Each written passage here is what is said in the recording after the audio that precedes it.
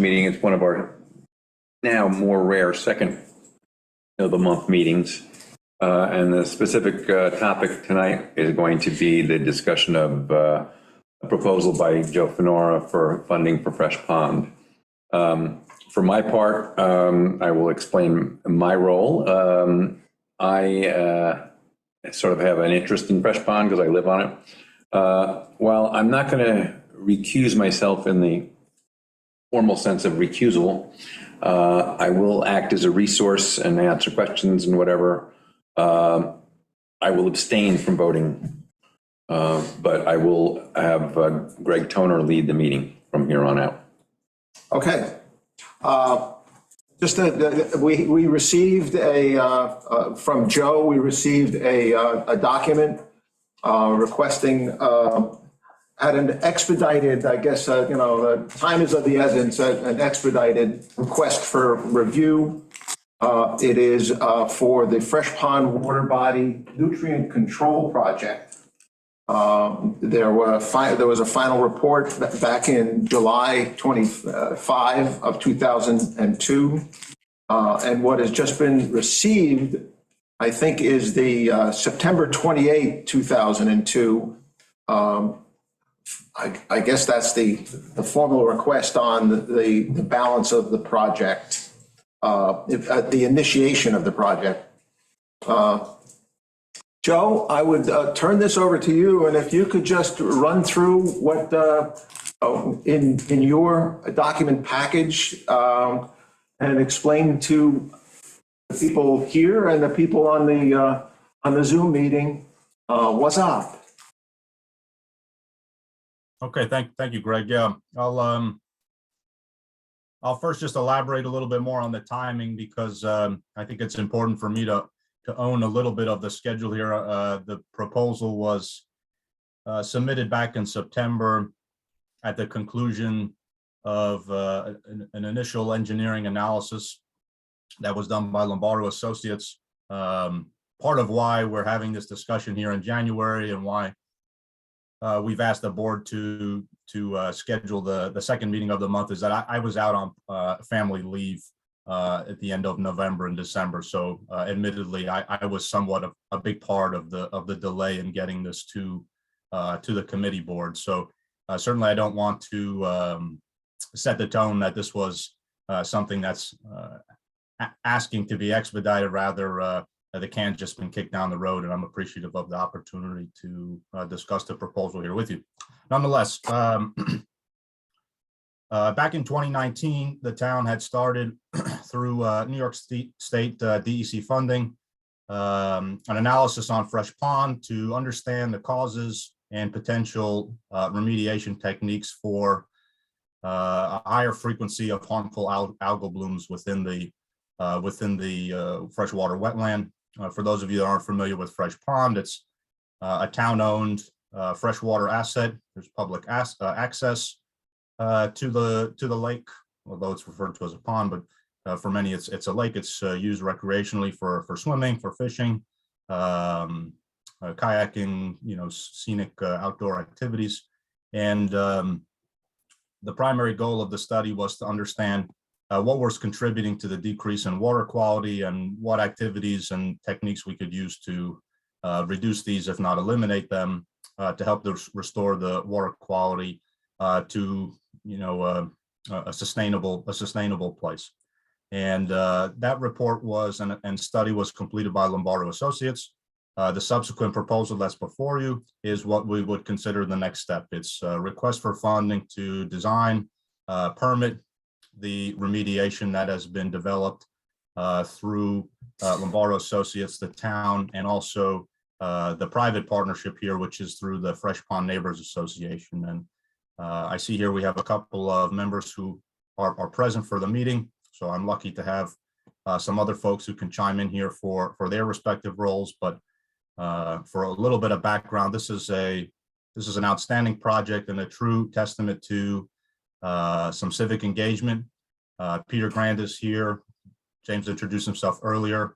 There are a number of advocates of the pond who have really brought this to the attention of the town, have really engaged their community. And this has been a great effort to work collaboratively towards remediating a great town asset, and one that can serve as a great resource, not only for recreation, but also another notch in the belt of water quality improvement projects that Shelter Island prioritizes.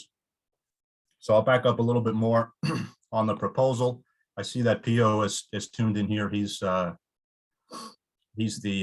main part of the show from Lombardo Associates, so we have the opportunity to direct any technical, highly technical questions towards him. But the gist of the engineering analysis that was done in the initial phase identified the sources of excess nutrients that contribute to decreasing water quality, harmful algal blooms, and we identified that as an X source, specifically of phosphorus. We identified the source as being a general accumulation of activity over a period of decades, if not centuries. And so what we're gearing our remediation techniques towards is removing this excess phosphorus, restoring a more natural balance in the sediments of the pond, and helping to prevent the toxic algal blooms that tend to creep up seasonally across the pond. We've reviewed a number of techniques that would be used to remedy this. They range in style from what we consider a Band-Aid solution, something that remedies the symptoms but doesn't address the causes. That would be an oxygenation type approach, where we would in perpetuity be adding oxygen or air to the pond water to prevent those algal blooms from occurring. That's referred to as the symptom cure, because it works in the short term at restoring quality, but it's a commitment that you have to make in perpetuity of oxygenating the pond. If you were to turn that system off, you would effectively return the pond to its previous condition. The phosphorus still exists, and you have many of the same problems. A couple of other options that we explored were for dredging and actually removing the material from the bottom of the pond. That's complex in the logistics, the construction, the permitting, and the disposal of all that material. So generally for cost and complexity reasons, that was not considered to be an achievable solution. There are chemical treatments that can be considered. However, New York State does typically not permit that type of treatment in our area. We don't have a lot of experience with doing that kind of work to help stabilize the nutrient balance. But ultimately, what we're looking at is a remediation technique that would systematically remove phosphorus by extracting the phosphorus-rich water adjacent to the sediments at the bottom layers of the pond. We would be filtering it at a station situated within the pond, and then we'd be returning the purified or filtered water back into the pond. This would occur over a period of years until the level of phosphorus in the sediments is significantly reduced, and at which time the system would then be decommissioned, can be used elsewhere or terminated depending on its needs. So what we call this technique is hypolimnetic withdrawal. It's somewhat of an established process in terms of the chemistry, although the site-specific needs are unique to every application. Every pond has different topography and different depths and climates. And so that's the engineering work that's really contained in this proposal. It's to design that portion of the system. It includes a pilot program and testing period, so that as we develop the design, we have the resources needed to fine-tune and work collaboratively with the state as we engage them for permits to do so. And this project and funding request, to clarify, exclusively covers the design period and the permitting efforts that are needed. This does not include construction costs. This does not include any sort of field development or invasive type work around the pond. It's simply for the design funding needed to get this to a stage where it could be applied for construction funding through the upcoming grant cycle. And that's another part of the sensitive timeline here, is that if we are able to start this work soon, then we would be able to get this project to what's considered a shovel-ready status, which would make it qualify for funding possibilities in the next New York State cycle, which typically begins in the summer months. I maybe babbled a little bit here. I'm not sure if the best approach here is for you folks to ask some questions now based on the application that was received, or if you just want me to keep talking, or if perhaps Pio or Peter want to step in and speak on behalf of their experience with relationship to the project. But I would. Could I ask one question? What you just mentioned, two things actually. Water quality, the elephant in the pond, as it were, is cyanobacteria, right? The toxic algae. Am I correct in saying that? Absolutely. Okay. And then you just said that the money that's being requested now is not for doing the proof of concept and permitting? It includes the pilot, I think. It includes the pilot. I thought Joe just said that it didn't. I think you just missed. It's got the design work and the pilot. and a year's worth of the pilot study. Is that correct, Joe? It is, but I want to be clear, the pilot study is not the erection of the system in place. It's rather a collection of samples for laboratory style testing to understand, to make sure the chemistry within our site specific conditions will be suitable for this type of applications. I don't want you to think that that means we're installing the platform and bringing down the processing equipment for the pilot stage. That's not part of the project. So at the back end of the pilot study, then that's when you move into the pond and do what, pilot study 2, or is it just called full scale? What are we talking about there? How do we name it? Yeah, it's the full implementation. After the pilot study, we would be moving on to the full implementation. Of course, at that point, we would be applying for another New York State DEC grant like it was granted to us in 2019.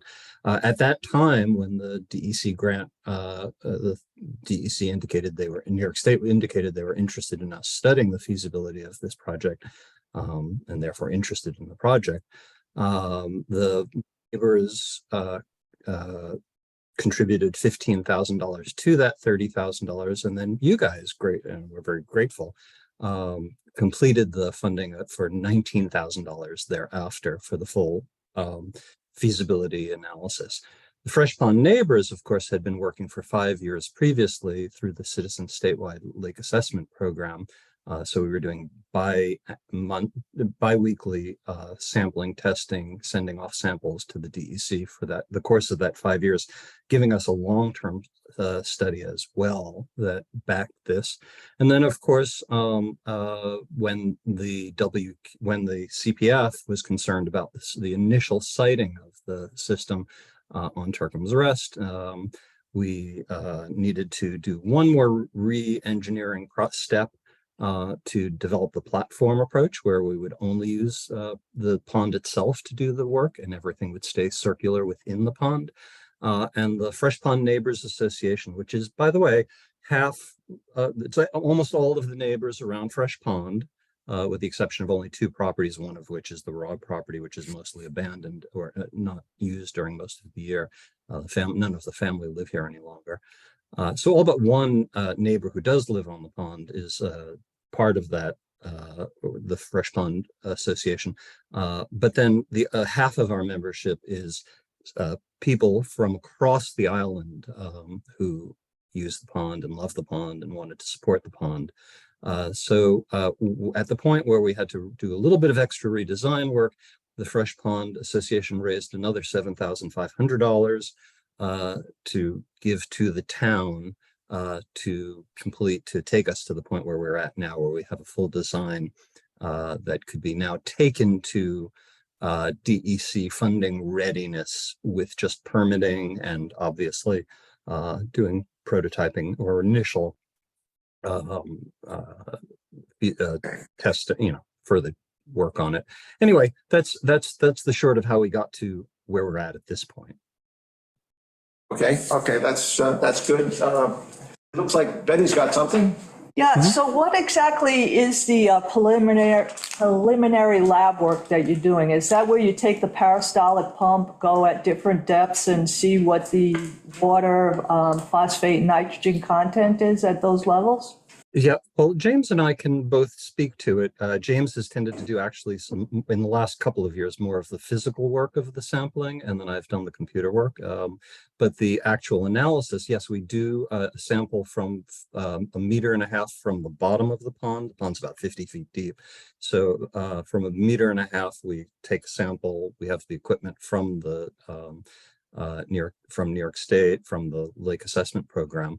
The organization that runs that program is the New York State Federation of Lake Associations, and they have support from the New York State DEC that does all of the lab work. So we do preliminary lab work to isolate the samples that they're looking for. Again, 1.5 meters from the bottom of the pond and 1.5 meters from the top of the pond on a twice a month, bi-weekly basis. And we're 15 minutes in, so sorry. Don't give us too many details. Okay, but as many as you want. So then that is again throughout the season from spring through fall. That sampling is shipped to the New York State DEC. They do thorough analysis, chemistry analysis of the and biological analysis of the samples that we send them. We get an annual report. We're now beginning our 6th year in that study, and we'll continue probably throughout the life of this program. So we'll have 10 years of longitudinal data before we're done. Okay. Betty, Did that answer your question? Yeah, I'm just wondering, is part of this money to continue this sampling? Is that? No, that work we pay, this Fresh Pond Neighbors, in addition to the monies that I mentioned before, each year Fresh Pond Neighbors Association has paid to participate in this program. So we've raised the funds for that. We will be continuing to raise the funds for that, as well as for while the program, again, this program will take a while to actually have the effect that we need. It's the long-term cleanup rather than a short-term Band-Aid approach, like Joe said. So we know that during the course of these next years, even once the program gets started, we'll have these algal blooms to deal with, and there'll be short-term cleanup required to keep people safe. And again, the Fresh Pond Neighbors Association has already indicated we will raise the funds, we will do that work, where we're not asking the town for funding for that work. With the exception of the permitting work, which Mr. Lombardo has indicated the efficient way to do this, the permitting is for the entire project to be permitted together, both the work needed in the long term and then to keep people safe during the short term. But again, we will be funding that short-term cleanup other than permitting, as far as I know. Okay, that's a good. Ray, could I ask a few questions? Yeah, Sorry. Yes. Okay, so I had a question, I guess, for Joe, because Joe was the one who mentioned the statement, just saying that this filtering system with the station would be running for several years, and then you said at which point you would determine its efficiency and then it would be decommissioned. So the question, a couple questions here. One is, how many years exactly do you foresee it lasting? Is that based on other studies where they've done this? And would this station require any kind of could it break down? Could it possibly need repairs?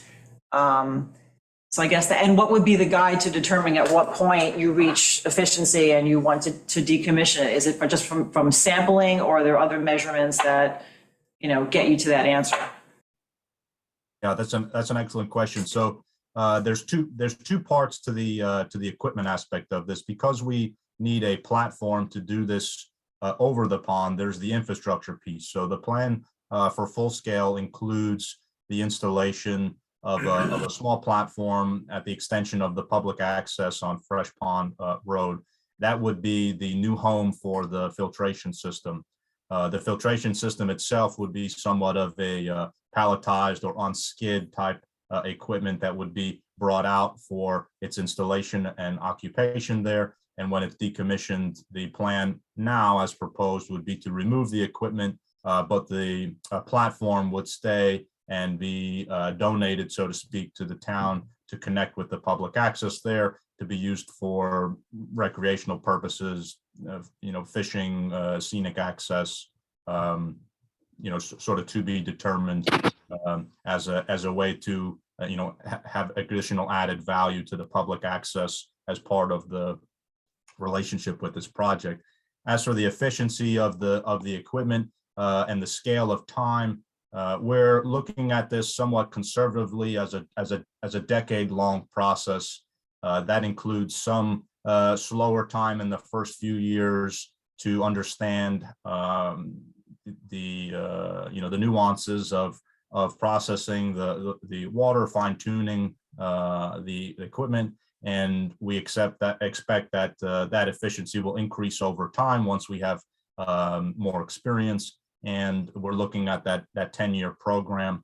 The equipment is self-contained, and in terms of breakdowns and operation, professional operation and oversight is included in the construction process. It's certainly not a set it and forget it type thing, but it would require ongoing monitoring by professionals to be sure that it's operating properly and most efficiently, in addition to the testing that would come along with it.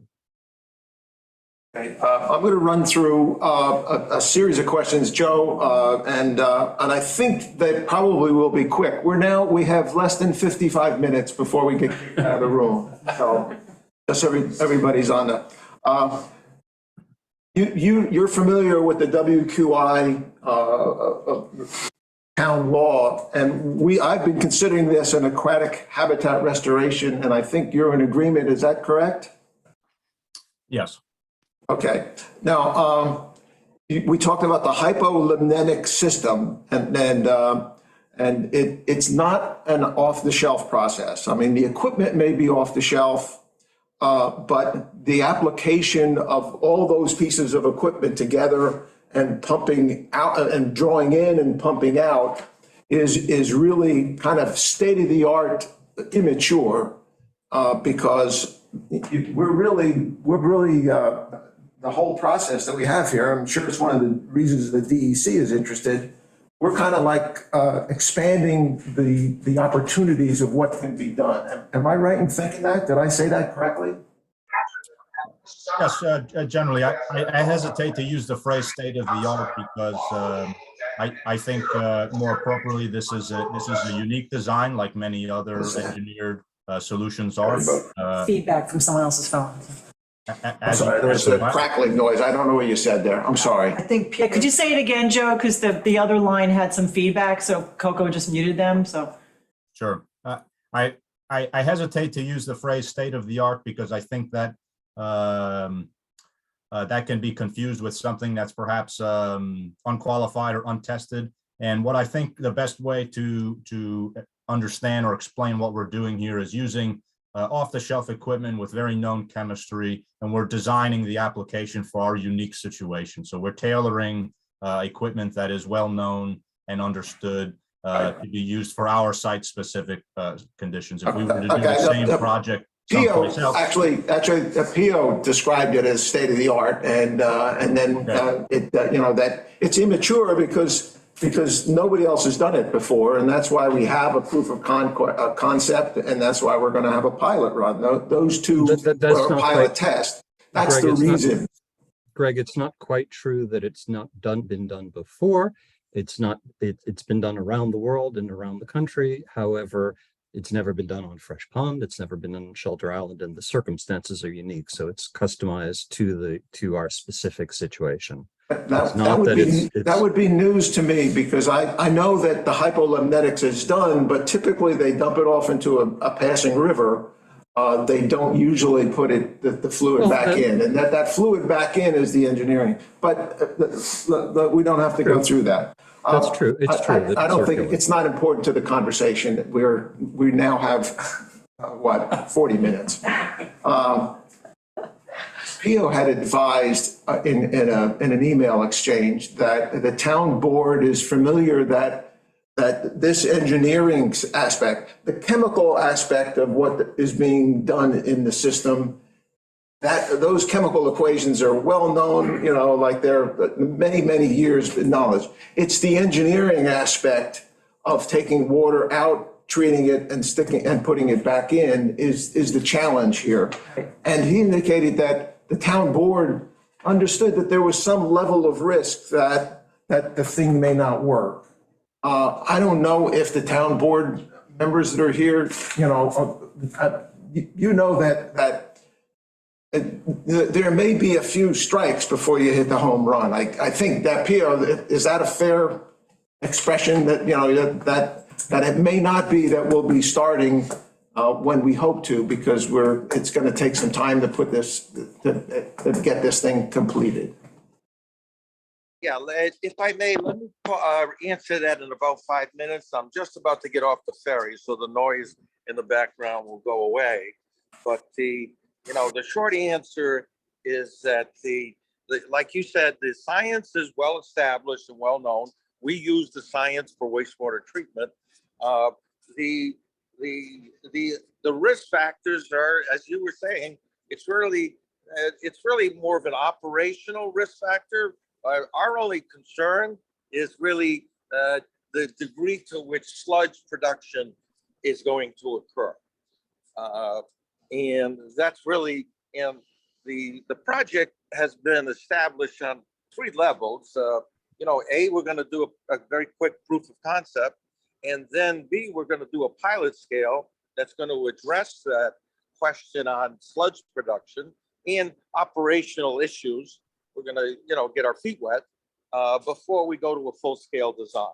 So that by the time we go to full-scale design and look for construction funding, the confidence level should be very high, and the risk. And so that's the way it's been set up. I hope that answers your question.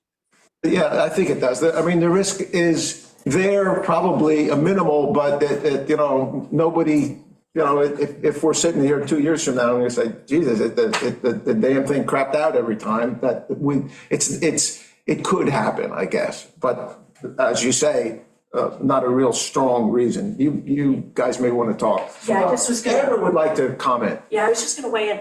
We as a town board haven't looked at this in any detail. We knew that it was coming and that it was to go to the WQI first so that you can vet the project and then it comes to the town board. So your comment about the, possibility for failure, this is the first I'm hearing of it. I'm not a technical person, so it's all that's why you guys are looking at this. So it'll be on the town board's plate, great, Yes, and Joe's plate, obviously. Yeah, because the process is that it comes to you, you recommend or not recommend the project, then it goes to the town board, we set a public hearing for it, then we have the public hearing and then decide whether or not to fund it. So just here we are in the process. That's good, very good. The funding request that we have on the table here, and I think I have the pricing now, is that there's kind of 2 separate processes that are being requested. One is the hypomagnetic withdrawal, HWP, I think is that an acronym that people use? I'm not sure. And then there's also aquatic vegetation harvesting. And I'm right in that, yes, Joe?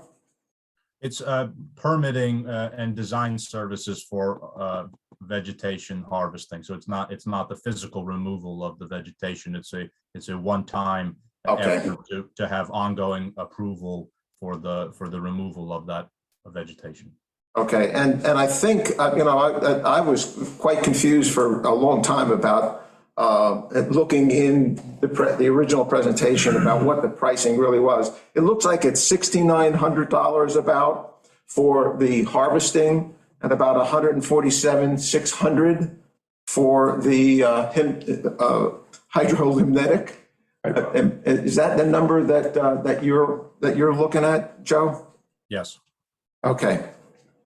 And now I understand that, when I saw a pilot test, I thought that there was going to be stuff out at the pond, and that's not the case. There'll be some water from the pond, but That was my understanding as well. yeah. So there's a little less stuff there. Now, staying on the finances, the future, hallelujah. We worked out the proof of concept worked. We know how the pilot test worked. We're in good shape. We buy the equipment and we install it. The cost for, and I recognize, because the plan isn't written right now in terms of what the full scale would be, something around $800,000. Is that a number that makes sense to you, Joe, or P.O. if he's still on board? I think that's a fair number that we've discussed for the construction phase of the process. So it's about that is 300 and change of equipment and installation, and then annually about $60,000 for 8 years, and so we're talking in the ballpark of another $500,000 for the what is known as the O&M that's on the sheet here. Could you give you or P.O. if he's still on board? You look at the O&M and you say, oh my God, that's a hell of a lot of money. So what is going on in the O&M that makes it so expensive? Is it testing? Is it patching the holes in the dike? I mean, what's happening there that it costs that much? Are you in a position to answer that, or do you want me to chime in here? I'm sorry. About the question is it's 500,000 of O&M. Is that in your engineering experience, knowing what they plan on doing, does that seem like is that a proper number, I guess? Oh, in my opinion, I thought you were, well, I'm sorry, I'll back up. I thought you were asking for details, more of a breakdown as to where that funding was going specifically. I mean, largely the cost drivers are for monitoring. There are professional services required for the ongoing monitoring and maintenance of the facility or the equipment. So that's a sizable cost. Obviously, laboratory testing and other expense-related items are significant over the course of the year for that. And then there's the actual operating costs. I mean, there's a charge for electricity, and so those add up to that operating and maintenance costs. Now, you and I discussed, Greg, how the O&M costs here are a little bit different in how they're perceived. Traditionally, if you're running a plant, like a power plant, for instance, there's the capital cost of building the plant, and then there's the operating cost of running the power plant. But that type of system operates in perpetuity, and it's to serve a singular purpose. In the power plant case, it's to generate electricity. We call this operating expenses, or O&M, for this project, but really that is the remediation portion of the project. This equipment running is what costs money on an annual basis from monitoring and electricity and testing. Right. But that process is actually what's removing the phosphorus. And so we had this discussion with the state, because they issue the grant funding for this. Traditionally, those grants cover capital costs only. And so we had this discussion just like we're having now, and in that these aren't traditional O&M costs. We're not really building a plant that's going to operate in perpetuity. The operating and maintenance costs here are actually the purpose of the project. It's to remove the phosphorus by running this sequence until the phosphorus is removed. So they actually agreed with that position and felt that the O&M costs would be able to be requested as part of that grant application. So Okay. that's a good indication. Largely though, Greg, we've not had any significant discussion about the construction costs and how to tackle that because we're not at that phase yet. We still have a lot of design work to do, but those are numbers indicative of the scale of this project once we get to that phase. Okay. Moving down, somebody said sludge. The material that gets removed it says that it's phosphorus sludge, but I'm sure it's not phosphorus because we're not making matches out of it. So what the plan is to take it to the town recycling center. How does that get determined whether or not it's safe to do that? Is that, do we do that? Does the town do that? Does the county or state? Who's going to say, yes, it's okay to put that stuff into our recycling place? The first part of that would be, well, that's a big part of the pilot and proof of concept phase, is that we're going to have a better understanding on a small scale of what kind of sludge are we getting, how much, what's in it. And that would be the overall decision to that would be something we would work very closely with the regulators for New York State DEC, relative permitting agencies in understanding the appropriate way to dispose of those byproducts. Is there, I know, and I don't know if PO is still aboard.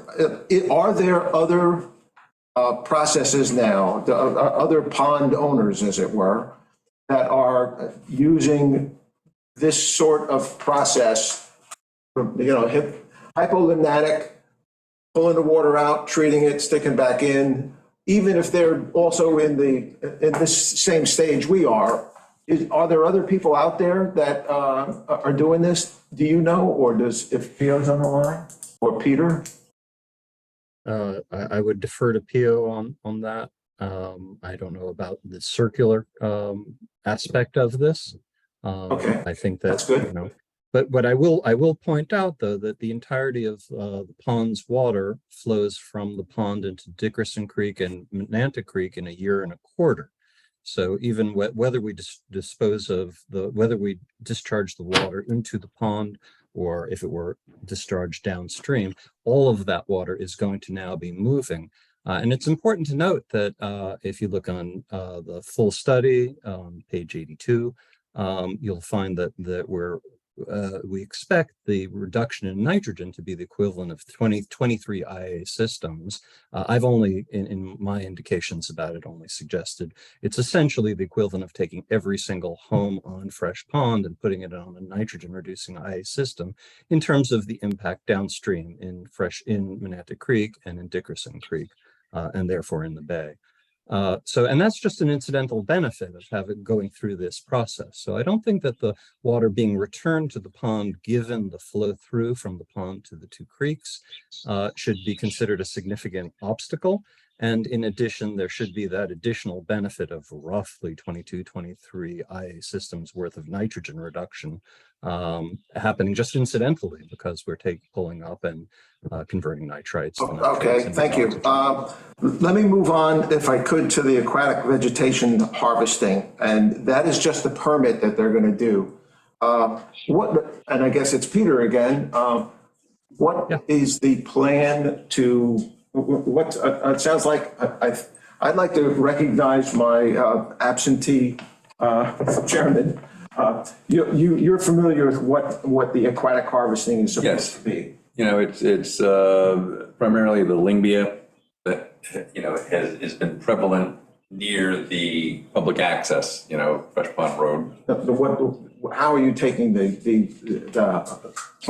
aquatic plants out? We've engaged Solitude Lake Management, who has harvesting equipment, essentially suction I would think. I'm not 100% sure, but I'm pretty sure it's suction. PO's Actually, back. if I can just add, because I do know what the description was, they're conveyor belts essentially, and they basically take the Lyngbya's big mats, and they just put it on the conveyor belts. The conveyor belts move it towards shore. It would then be placed on hay bales and dewatered and disposed of. Okay, so it's harvesting of the mats. It's using The mats and the physical vegetative withdrawal. material around Right. them that are accumulating the gunk that people will swim through until the long-term process takes effect.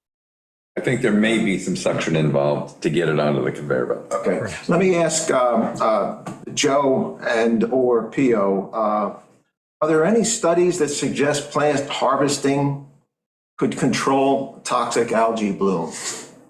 Do we know anything about that? Oh, what we do know, Greg, although I can't point you to a study, is that these organisms have a propensity for releasing toxicity into the pond, and so there carries a risk simply from their existence. The other process that carries risk is the decomposition of these organisms, which introduces high levels of bacteria to the water, which also has a separate, separate set of risks associated with recreational use, both from contact, ingestion. Now, there's not necessarily a guarantee that this particular species on a given year releases toxicity in such a way that it can have a severe impact on pond users, but it is known that that it can happen. And that's really the public risk that's trying to be assessed here and mitigated. It really serves as a short-term holdover to the comprehensive package of remediating the pond until such time where the phosphorus no longer stimulates this type of growth. Yeah, I would add that the vegetative material removal, certainly, if you're not swimming through if that toxic material, the Lyngbya, which is a known cyanobacteria, if it's not there, you're obviously not coming into contact with it. On the other hand, short-term removal is short-term removal. It will grow back next year unless you do the long-term process. So it's certainly not a solution other than in the specific season in which it's done. And that's why the Fresh Pond Association, the neighbors and people across the town have committed to each year funding and doing that process with Solitude Lake Management while the town engages in the long-term process of removing the nutrients that feed those blooms. The Lyngbya is just a manifestation of the problem. Yeah, So the association is taking care of the plants and we're taking care of the other process. correct. Well, I mean, yeah, so I guess it comes down to is if the harvesting of aquatic plants, and I didn't read the definitions for what an aquatic habitat a restoration project is. If it's not restoring and reducing, preventing, whatever, if the toxic bloom, I guess I have looked and looked, and I haven't found anywhere, including the Solitude website, where they say, here are 10 ways you can remediate.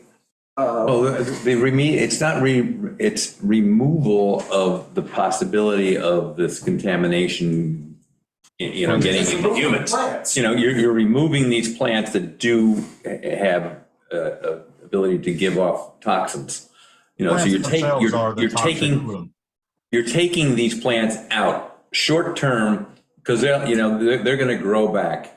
It's to protect the public use of the pond, really. Aesthetically, it's nice too, not to have this bubbling mat of stuff right where you go into the pond. But it's a very short-term remediation of, it's not going to take care of the phosphorus problem. This stuff, the phosphorus will keep giving nutrients to have this stuff grow. Right. So it only is a very aesthetic, short-term, solution. I guess the question is Well, when we close, Again, it's a safety question. That's all. It's a safety question because the long-term process is precisely that, a long-term process. We could have chosen the oxygenation solution, the Band-Aid solution. That would work quickly. However, it will do nothing to improve water quality in the long term for Shelter Island. It will do nothing to deal with the underlying issue. So therefore, given that we've chosen to go with the longer term process, we want to keep people safe. And, we're seeing people, I observe from my side of the pond, I observe people using Turkham's Rest to enter the pond. I observe people all the time entering the pond from various angles. It's really not possible to keep them out. It's a very appealing pond. You can put up a sign. I think you would have to put up a sign if you failed to take this particular step for safety reasons. But again, we will be paying for it. We're not asking the town to pay for that. yeah, no, we can go back to that then later. Any questions? Julia, I took some time there. So what you got? No, actually, no. So before you went on with that, Joe answered my question about just the timeline and the platform, what happened after decommission. But also just so just in terms of removing the habitat, just to be clear again, that's not part of the ask to us. That's from the Fresh Pond Association. The only small piece of this is the initial permitting, because it is more effective and efficient to permit the entire project, including long-term and keeping people safe short-term together. And so, the engineer, I'm not sure if he's available because he's in motion, but was quite clear that, just in terms of the paperwork, the bureaucracy, the cost, what makes most sense is to permit the entire package together so that we're ready to go and we can keep people safe while we're doing the long-term better solution. And Betty, what you got? My questions have been answered. Questions have been answered. Okay, let me open it up to the floor then. Anybody have any questions, or on the Zoom if you have any questions? I don't know how It was to. back. Anybody want to make any comments? Hand up on. Yeah, I can't. Howard. It's Howard. That's Howard. Can't see that far. Good evening. Thank you for having this meeting. I read the report. It's quite thorough and everything, but I have some other basic questions. When was the request for proposal sent, and how many engineers responded to it for this report? Right. So before 2019, 2018, the town commissioned a Fresh Pond Remediation Committee. Prior to that, the Fresh Pond Neighbors Association had sent out a request for proposals. We had 7 engineers that we narrowed them first down to 3 and then down to 2, kind of a competitive process. Again, looked at references, looked at past experience. The 2 finalists were Princeton Hydro, which is actually an excellent company for us to work with as an island on projects in the future, and Lombardo Associates, which John Cronin had described as the best in the business. So anyway, we narrowed it down. By 2019, we had our first successful grant application to the state. So it was the Fresh Pond Association that. Well, it transferred selected the over to engineer? the Fresh Pond Remediation Committee, which was a town committee, which I chaired. Who was it? And Joe was, yes, it was. And Joe was on that committee. And James was also on that committee, and several other members. So yes, it was a town committee that went through the process of vetting and then eventually deciding Lombardo Associates. And then we had to go through the process of figuring out oxygenation versus limnetic withdrawal as the finalist candidates. And again, it was a hard decision because, short term, we'd love to be able to swim there short term and not feel, insecure about the health of the pond. But more important is the cleaning up of the aquifer. So we chose the approach that gives us, again, the equivalent of 20 some odd IA systems plus main action reduces phosphorus in fresh ponds so that the blooms won't come back. Maybe it'll be 3 years, 5 years, 7 years from now. We're ready to, go the distance. And Fresh Pond Neighbors will continue, and neighbors and friends across the island will continue fundraising each year for short-term cleanup just to keep, us and our children and our guests and people who visit the pond and people who use the towns, note that the short-term cleanup is primarily going to be at the town's public access area, which is also where the Lyngby accumulation had occurred. So we were just concerned that nobody be harmed at the town's public access. It's a very, I read most of the report. It's very long. It takes several hours. It's an interesting Thank you. report. And I just, and I understand from Amber that this has not been put to the town board yet. It's just an advisory step that is going on now. And the town will take action on it at some time. But right now is the town, both committees are advisory. And the town is All of our committees are advisory, of course, but I will say that except the planning board. we have definitely asked, except we have definitely asked for an expedited process here, because we are already, we're working on a timeline that the engineer has graciously agreed to keep. But if we allow time to slip, we're not going to be able to accomplish this.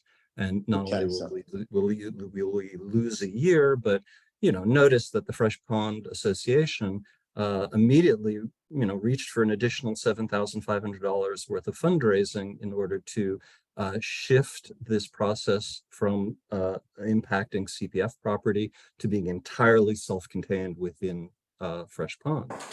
So if the neighbors are feeling like, well, the town is really just not responding and not expediting here, we're going to find it's very difficult to sustain this kind of, an effort that has been sustained for, the better part of a decade now. Yeah, I see that. And it's a tremendous asset, Fresh Pond, for the town. So I don't see them not following. But it's just my questions on that. Some things are, the cost is quite high if you look at the total cost for the project over 8 years. And the town has the budget for that. So it should be interesting to go to the town hearing on that. Thank you for the report, though. I think Pio did an excellent job, and I'm not questioning the engineering capabilities of him or Joe or anybody. I just wanted to find out if other engineers had given proposals and what it was. So thank you for having the meeting. Thank you, Howard. Any other questions?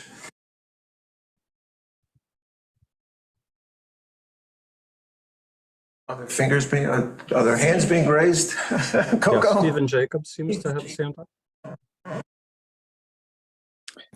Hi, just a couple of questions from the perspective of WQI funds not being unlimited. First question is, what's the best case and worst case scenario in terms of how much of the $1.1 million or whatever exactly it is proposed total cost of this down the road would be ultimately paid for from grant money? Joe, do you feel able to speak to that? That's a very difficult question to answer. I can share with you that cost share for state funding that we have applied for in the past can range from 50% to 90%, the opposite being our responsibility. So as much as 50%, perhaps as small as 10%. That changes depending on the funding cycle, the priorities for the grant administrator. So in a best case, perhaps your share is very, very low relative to the total cost. In a worst case, it's approximately a split. But it would be inappropriate for us to be able to pin that any closer. And just for reference, this project up until now has been largely grant and privately funded as well. So the state DEC issued our initial study grant. The Fresh Pond neighbors contributed that match to make the project happen. And so this is actually the first request for direct local funding. That strikes me as a very fair response. My next question is, it took about 50 minutes to hear any reference to the aquifer. And I'm wondering to what extent the problems at Fresh Pond are or threaten or create problems for drinking water? Well, the pond is fed by the aquifer. So we know from US geological surveys that the pond receives about 400,000 gallons per day of fresh water from the aquifer, and by extension, about 400,000 gallons leave Fresh Pond and head directly towards Dickerson and Menantic Creek. So what's happening in the pond is that that fresh water comes in. It contains some latent nutrients from whatever's already in the aquifer, but largely it picks up the chemical characteristics of the pond during its time in the pond. Where you see the most negative impact from Fresh Pond is what's downstream. So folks that are living between Fresh Pond and drawing their water source from between Fresh Pond from where it discharges to the estuary, they would certainly see degradation of the aquifer in those locations, but more specifically, you'd probably have the most detrimental impact to those estuaries. Menantic and Dickerson Creek are certainly receiving an excess of nutrients as a result of the pond's condition. So those are the downstream impacts that we would expect to have significant increases in water quality as an indirect or a direct result, but an ancillary benefit of our work here at Fresh Pond. So our focus has been exclusively on Fresh Pond, but we do expect there to be many added benefits for the downstream users. Coincidentally, those are Menantic and Dickerson Creek. Menantic Creek specifically, we're working with community partners there for an excess nutrient problem that they're dealing with, looking at dredging, harmful algal blooms, shellfish population declines in those little areas. So, this project aligns very well with some other citizen groups who are trying to make environmental progress in their communities. Just a final comment. It seems to me as though in considering this, the board should take a look at what may be coming down the pike in terms of other requests on projects that may be even more directly linked to drinking water, to make sure that if in fact 90% of this money is going to come from WQI money, there's going to be enough money left over for those other projects. I just want to clarify that 90% was the coverage of the grant in the example that I gave. That is the state, not the WQI. 10% would be the Yes, WQI outside in our source. best scenario. Right. Right now, but I'm just saying, presumably one has to also consider the worst case scenario, and the worst case scenario presumably would be About obviously 50%. 50. Oh, okay. I misunderstood the figure, Sam. Thank you. Right, all the way around, right. Okay, is there any other of the Zoom or in-person folks want to make any sort of comment? I think there must be. Looks like things are, there's a hand up there in the upper left-hand corner. Yes, I have a question regarding whether this project, as proposed by Lombardo Engineering, has been independently evaluated by an expert in algae blooms and so forth. Whether he would agree with the problems which are there, and whether this is the proposed solution is the most effective one. So that's my first question. Number one, I want to second the comments from Stephen Jacobs and somebody else who raised this. Given that this is substantial amount of money over 10 years that will be spent from WQI money, how does this project fits in the priorities of where the WQI money will be spent, because we don't have unlimited resources, okay? And I think historically, majority of WQI money has been spent on converting residential septic systems to AI systems. So, it seems like this project will benefit mainly 14 homeowners around the Fresh Pond. I see Peter Grant is agreeing with this. No, I'm disagreeing, but I'm waiting for you to speak. So okay, so very good. So I would like to ask, is this the right priority for the town, or how does that fit in priority of overall spending of the WQI money? And follow up to this, those 14 homeowners around Fresh Pond, do they even have AI systems? Or do they have traditional systems, septic systems, where the wastewater is not treated and probably contributing to the pollution of the Fresh Pond? Thank you. So, yeah, so may I take some of that at least? Yep. So the requirement for AI systems at Fresh Pond will be for phosphorus reduction, not for nitrogen reduction, to be included in that process. That's sort of a necessity for IA systems to be effective on Fresh Pond. Those systems are just beginning to come online. We do have homes that have been permitted, have at least some of the paperwork done. We have one home that has an IA system, but we are concerned that nitrogen-only systems would not be appropriate for Fresh Pond, upstream from Fresh Pond, for contributors to Fresh Pond. So we will be getting there, I assure you. Nevertheless, it is important to note that on a cost effectiveness basis, you've got to figure that this is the equivalent of nitrogen reduction, certainly in terms of impacting our estuaries, which are critical to our overall water health, by the equivalent of 22-23 systems, IA systems. So, right there, you've got many hundreds of thousands of dollars worth of value. I don't think that on a cost effectiveness basis, only putting in IA systems would be more effective than also implementing the system. At the same time, we're very, very sensitive that the Island Center is one of the highest priorities we have. There's a long discussion that the town is going through, and we are mindful that, I work as I'm chair of the WAC. For Fresh Pond, I have to recuse myself, but for this Island Center, absolutely highest priority for further WQI funding. So we wouldn't want to deplete the WQI's funds entirely, for sure.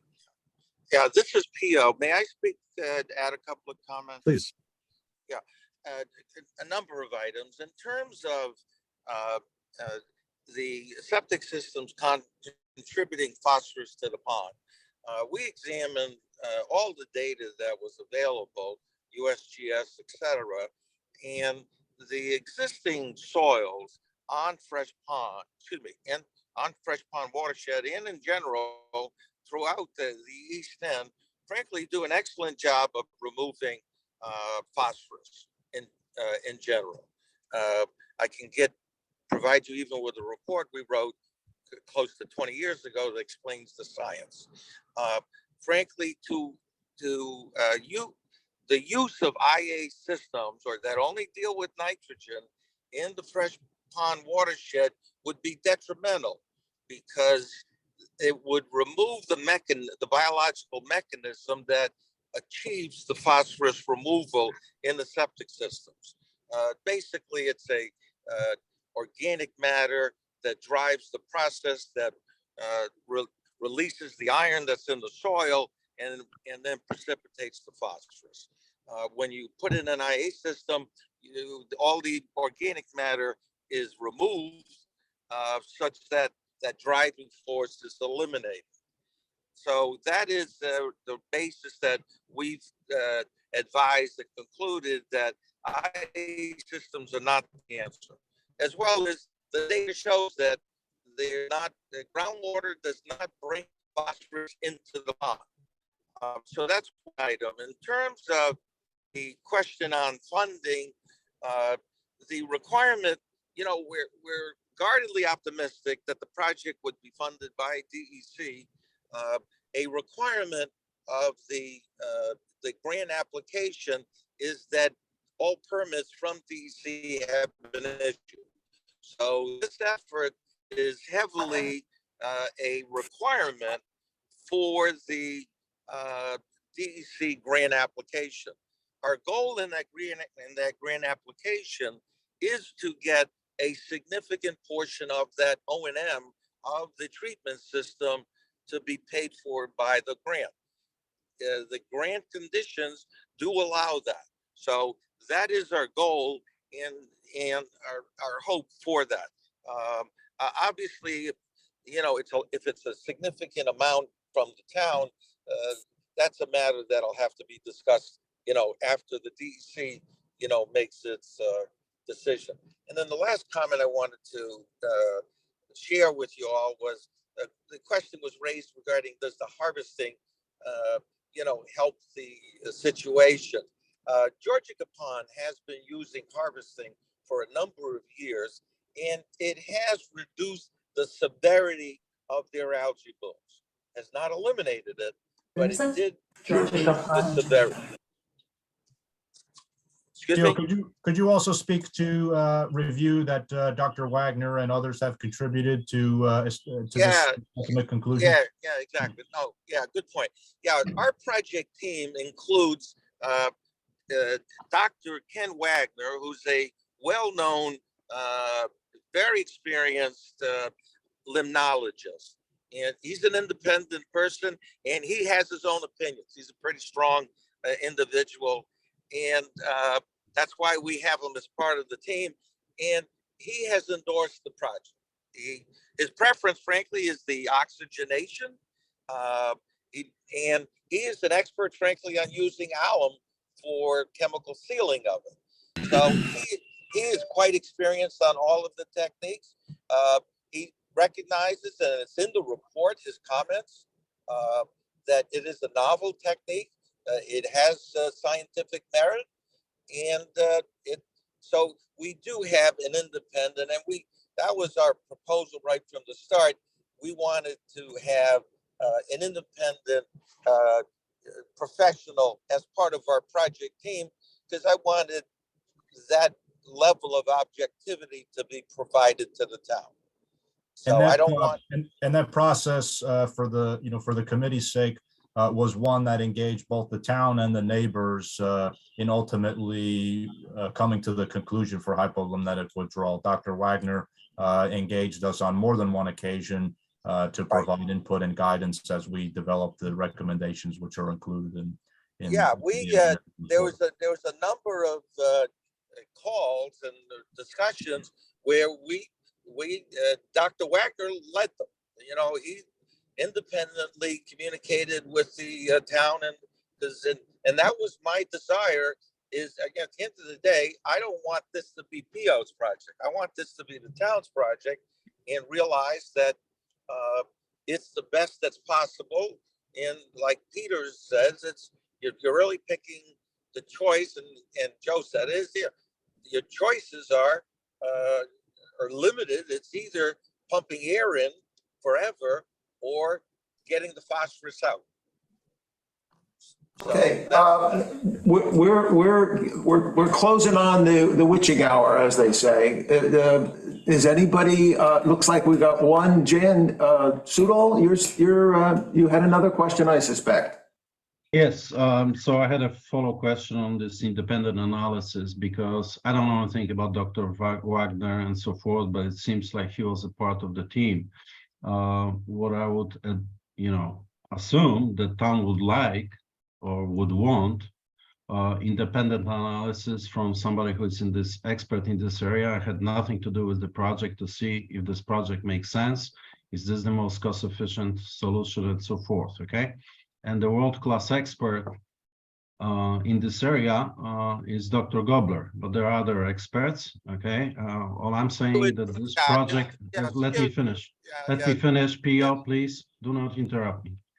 So I would assume that there should be an independent expert that evaluates this project, okay? Because none of you guys are in a position really to challenge any of the proposed solution and so forth, because you don't have necessary background, with all due respect, okay?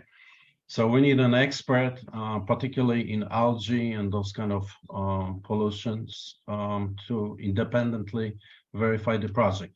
The last comment I'm gonna make on this funding request, because hope is the town will bear only 50 to maybe 10% of the cost, but there was the same with West Neck Water District system, and it turned out that the grants didn't materialize, and it seems like the customers there were bearing all the costs. So I would be very careful you know, it's best to, you know, you can hope for the best, but you should plan for the worst and assume that in worst case, town may bear 100% of financing of this project. So, All right.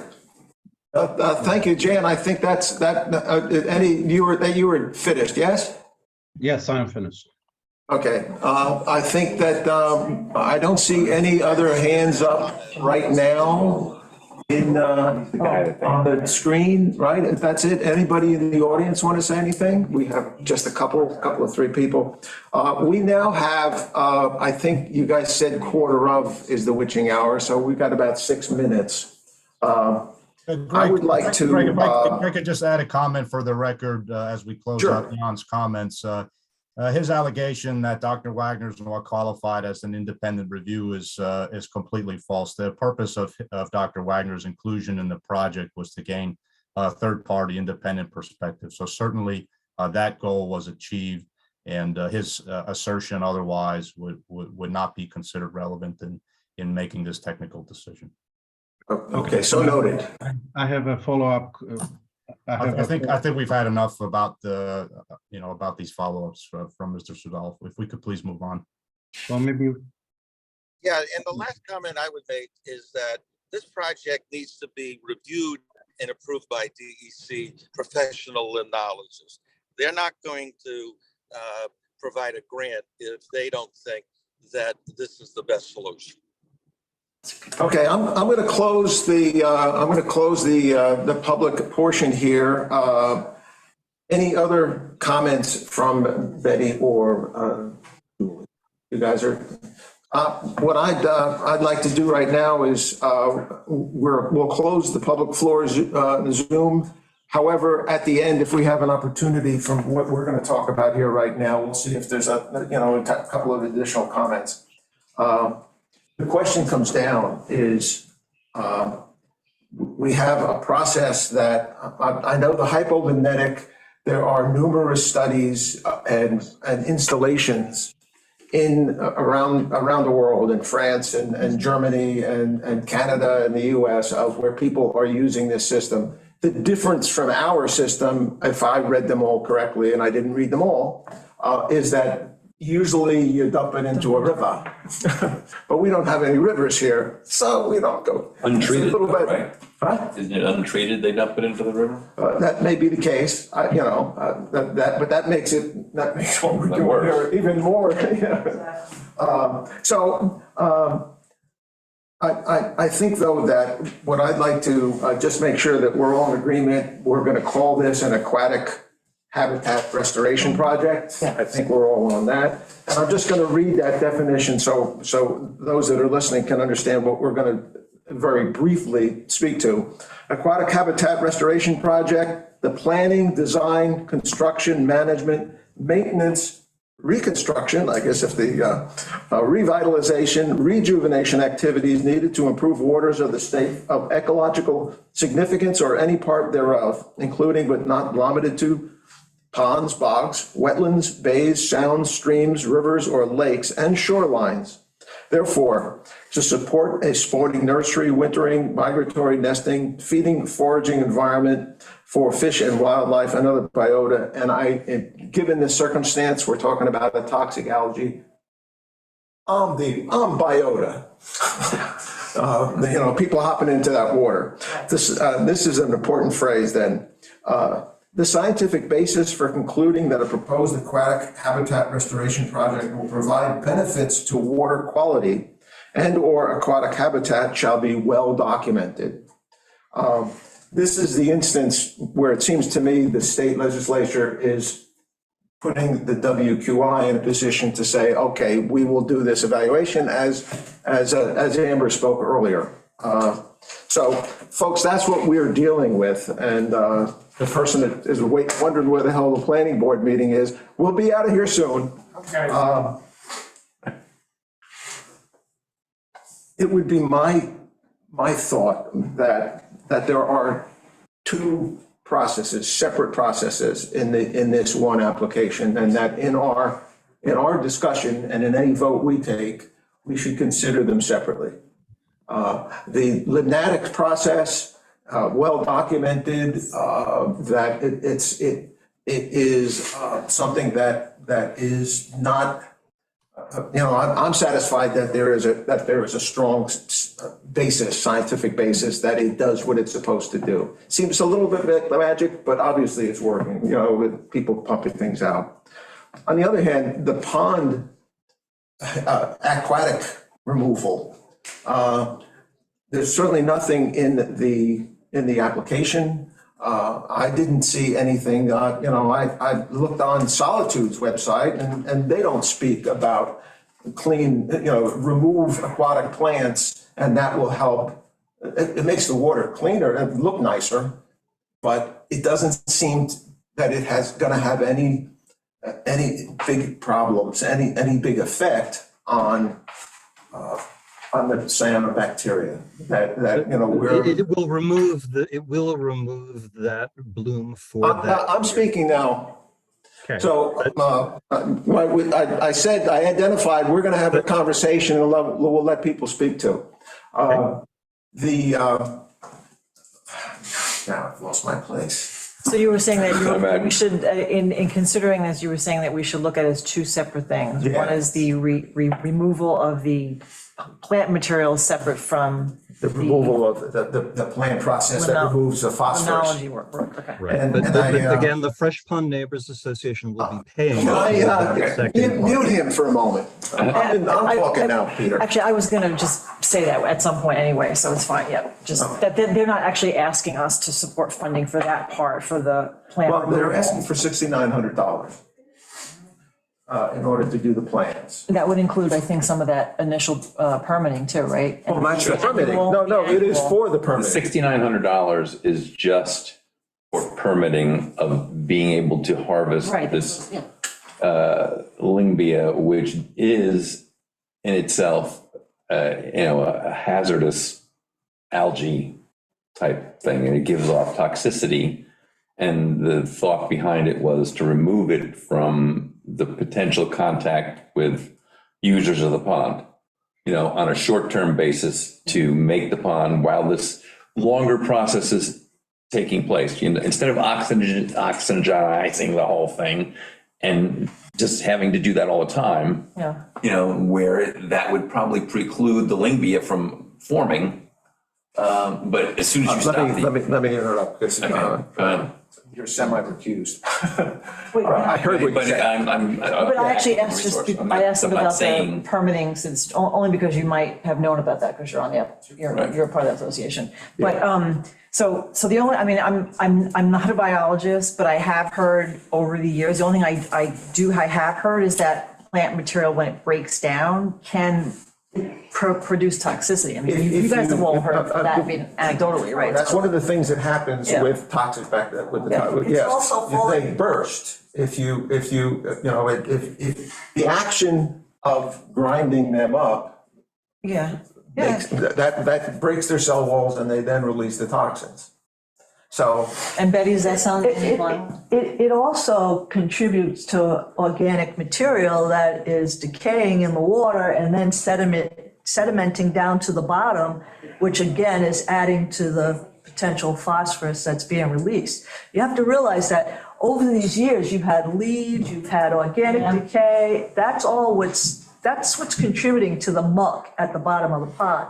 So removing this stuff is somewhat taking away the potential of that, adding more to the That's what bottom. my understanding of it was. I mean, more than, I do understand Peter was talking about safety and the entrance, but I was thinking more of just the decomposition, the stuff piling up over decades.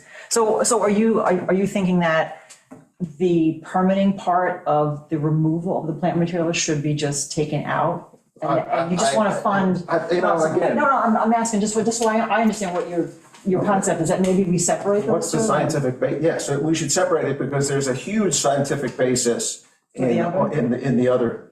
There's no scientific basis that I can figure out. There's no studies that say, okay, we cleaned the pond and now there's no. It would be fine if at the subsequent meeting, if we said, okay, here's what was not in the last application. Here is why we think doing those, the aquatic Yeah. plants is a good thing. So can I ask, because I heard Pio say, and I almost missed the name, but James, I couldn't hear it, but he said Georgica Pond had done some of this process. Did they document any of that? Is there any way, because that would serve as a scientific basis. I mean, is there something from Georgica Pond, like, you know, their study, their results? Could somebody get their hands on that? And, no, I mean, I'm saying that would be able to address that. He did mention it, so. I think that we're at 20 after, we got 10 minutes, and we don't have 10 minutes, they want us out of here.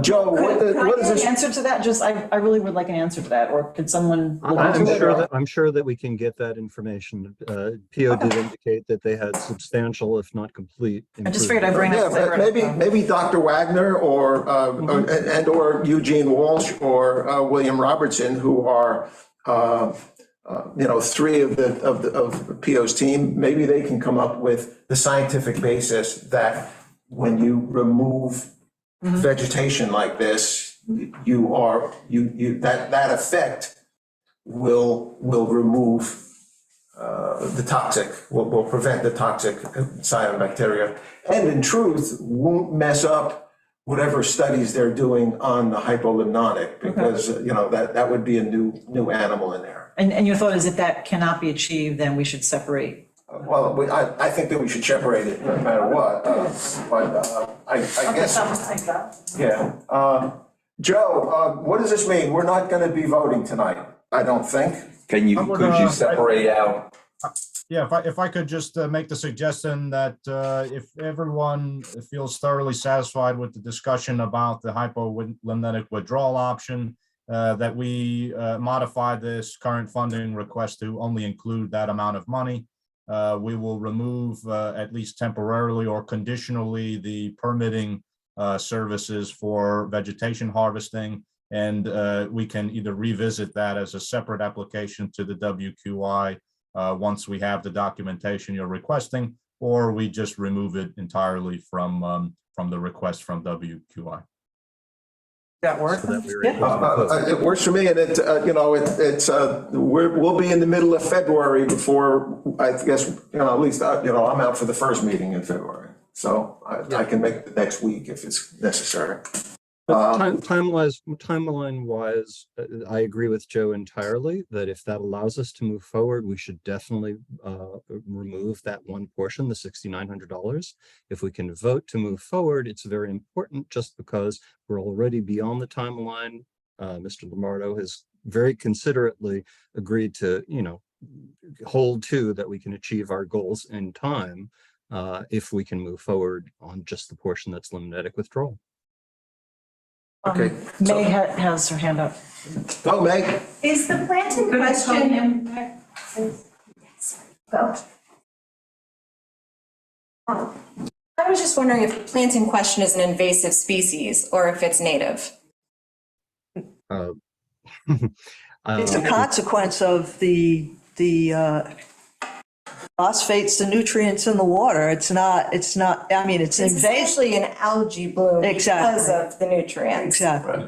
So I don't know that. that's why I was just asking, because, typically part of a habitat restoration would be to remove invasive. So I was curious. I'm just It wondering. definitely doesn't belong in the pond. It's only grown there because of the pollution in the pond that it developed. No, Okay. We don't know. All right. I think separating it makes it cleaner and you get the documentation that you want. Okay, so, they're gonna kick us out of this room right now. So what we've said here is, and this is, it's in a motion form, but that we are not going to vote on either of the processes right now, I don't think. I don't think that, are you, do either of you feel like you're ready? I don't think that's what he said, though. He's saying that by removing the 69,000, that we would vote on, 6,900, I'm sorry.